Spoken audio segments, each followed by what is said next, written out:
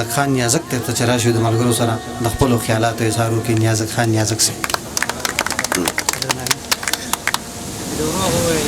ډیره مننه. دا ویله ورو دا خو ما هغې ملګري ته ووایي چې په دې خو ما د خلکو له پړپوسان راوپړسوله. د ټولو نه وړومبی خو د شرګړ ادبي جرګې مننه کومه چې دغې هڅو ته یې په درانه سترګه وکتل او نن هغې رنګ راوړی دی چې دلته واړه واړه ماشومان ناست دي، استادان ناست دي.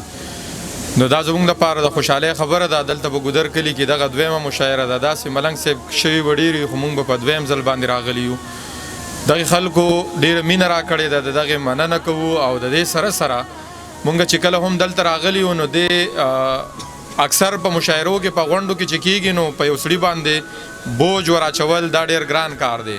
خو د دې کلي خلک خواږه خلک دی، پښتانه خلک دی، نو په یو سړي باندې بوج نه ور اچي. هر سړي د کور نه ترماس راغستی، چینکې راغستی او د هغې سره یې پیالې راغستی او دغه یو ځای کښېني. نو دغه ډېره د ستاینې وړ خبره ده چې خلک دغې څیزونه نه ځي خو بیا هم په خپلو مشرانو باندې په خپلو ملګرو باندې بوج نه ور اچوي.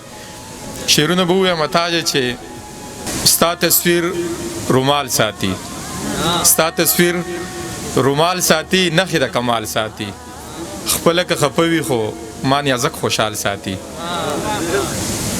که نه راځې نو راته پاک ووایه، که نه راځې نو راته پاک ووایه، یاره دوکې موکې دې نه منمه. نظریه یو ساته چې هر څنګه وي، نورې جلسې ملسې دې نه منمه.